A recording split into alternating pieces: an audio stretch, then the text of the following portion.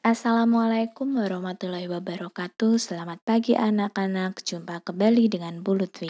Hari ini kita akan belajar tentang tema 4 berbagai pekerjaan, subtema 1 jenis-jenis pekerjaan, pembelajaran ke-6. Hari ini kita belajar apa saja ya? Kita akan belajar unsur-unsur cerita dan nilai yang terkandung dalam Pancasila.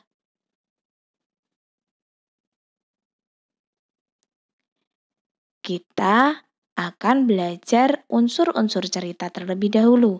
Anak-anak pernah bukan mempelajari cerita daerah, cerita rakyat, atau cerpen ya, ataupun dongeng. Nah, di dalam sebuah dongeng misalnya, itu ada yang namanya unsur intrinsik dan ekstrinsik. Apa itu unsur intrinsik? Unsur intrinsik adalah unsur yang membangun dari dalam cerita itu sendiri. Dan unsur ekstrinsik adalah unsur dari luar cerpen, yaitu latar belakang masyarakat, latar belakang pengarang, dan nilai-nilai yang terkandung dalam cerpen. Kita hari ini akan belajar unsur intrinsik. Ada beberapa unsur intrinsik.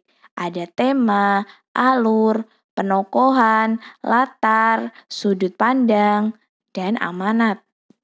Tema adalah ide pokok cerita yang menentukan nada dan pembawaan dari cerita. Misal temanya tentang persahabatan, atau tema tentang kekeluargaan, tema tentang tolong-menolong, tema tentang kepahlawanan. Nah, jadi kamu bisa menyimpulkan bahwa suatu cerita itu memiliki tema apa. Nah, lanjut ada alur. Alur adalah rangkaian peristiwa yang membangun cerita itu. Alur itu biasanya ada alur maju, alur mundur. Nah, tergantung bagaimana cerita itu ya. Kemudian ada penokohan.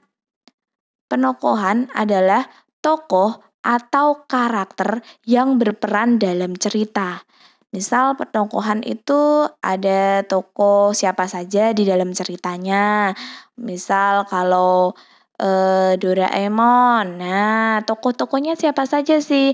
Ada Nobita, ada Shizuka, ada Giant, dan lain sebagainya. Kemudian ada latar. Latar tempat dan waktu terjadinya cerita. Misal, tempat di cerita itu diceritakan, tempatnya adalah hutan. Kemudian waktunya, waktu. Waktu itu tidak hanya menunjukkan dalam cerita pagi, siang, malam, tetapi bisa ditunjukkan dengan cara terbitnya matahari, tenggelamnya matahari, itu juga termasuk menunjukkan waktu terjadinya cerita. Kemudian ada sudut pandang, posisi pengarang dalam cerita.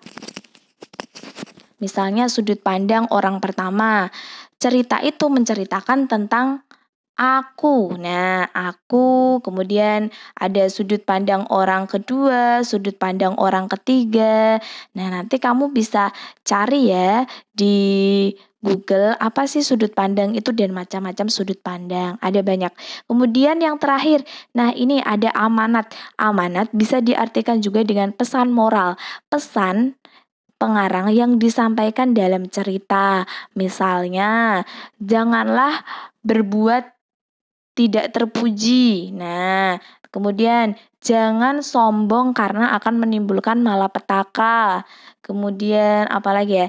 Jangan pelit terhadap orang lain, berbagilah. Nah, seperti itu termasuk pesan yang ingin disampaikan si penulis atau si pengarang kepada pembaca, ya. Jadi itu namanya amanat atau pesan moral. Amanat apa yang terkandung dalam cerita di atas? Nah, jadi kamu bisa menyimpulkan, amanatnya ini. Nah, begitu ya anak-anak. Kita lanjut. Nah, setelah mempelajari unsur intrinsik, kita lanjut ke materi yang kedua, yaitu nilai yang terkandung dalam Pancasila.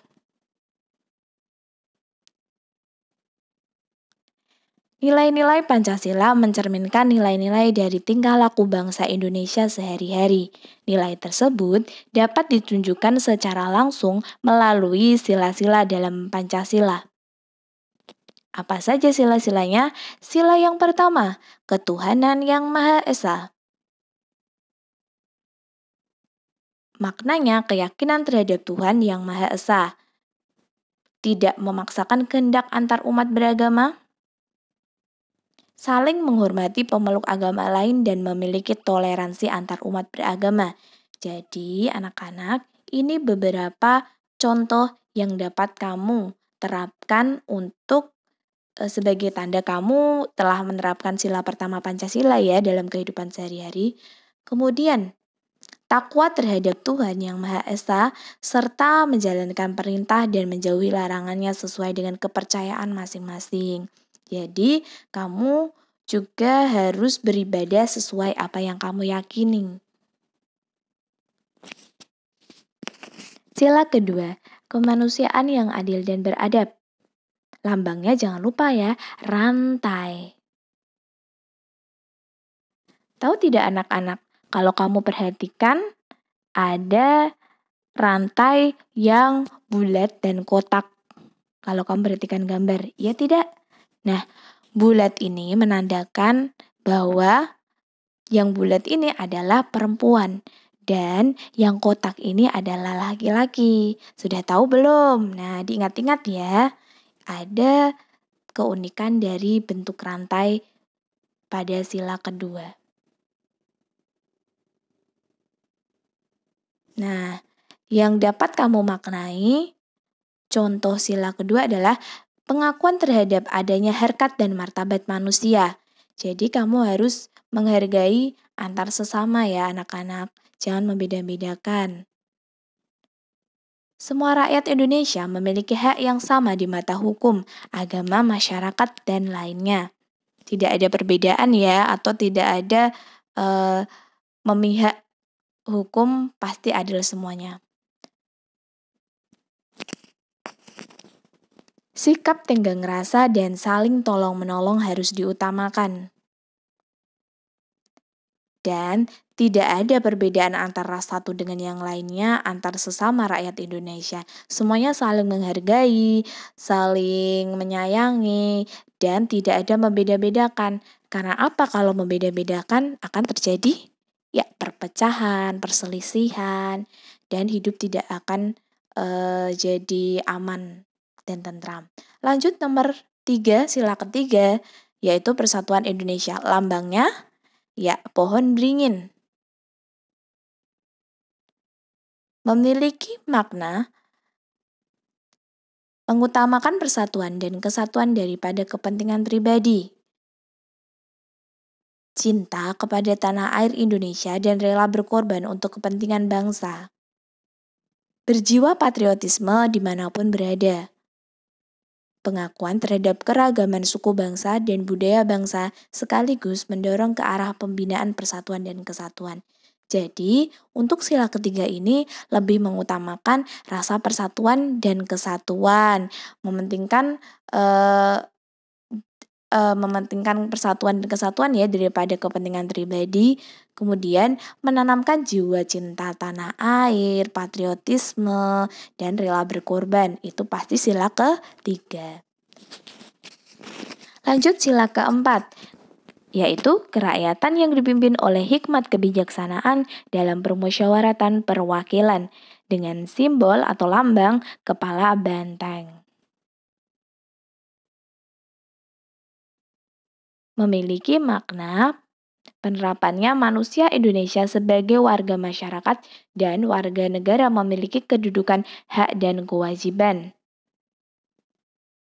Lebih mengutamakan kepentingan negara dan masyarakat daripada kepentingan pribadi atau golongan. Kebijaksanaan dalam mengambil solusi. Bagaimana ya biasanya mengambil kebijakan? Biasanya dengan musyawarah. Keputusan yang diambil harus berdasarkan musyawarah sampai mencapai kesepakatan bersama atau mufakat ya. Lanjut 5. Keadilan sosial bagi seluruh rakyat Indonesia. berlambangkan padi dan kapas. Apa makna-maknanya? Perilaku yang adil harus diterapkan baik di bidang ekonomi, sosial, dan politik. Keseimbangan antara hak dan kewajiban, serta menghormati hak-hak orang lain. Mengembangkan perilaku terpuji dan senantiasa mencerminkan sikap, suasana kekeluargaan, dan kegotong royongan. Yang terakhir, bersikap adil dan memberi pertolongan kepada orang lain. Misal bencana, korban bencana, diberi pertolongan, dan lain sebagainya. Nah, anak-anak sudah selesai ya materinya. Nah, kita akan lanjut mengerjakan tugas. Tugas yang kalian kerjakan, buka LKS tema 4 halaman 21. Kerjakan Ayo Berlatih 4. Semangat ya anak-anak, jaga kesehatan. Jangan lupa selalu cuci tangan apabila kamu telah melakukan suatu kegiatan, agar kita semua selalu dalam keadaan sehat dan selalu dalam lindungannya. Semangat anak-anak, selamat mengerjakan. Terima kasih. Wassalamualaikum warahmatullahi wabarakatuh.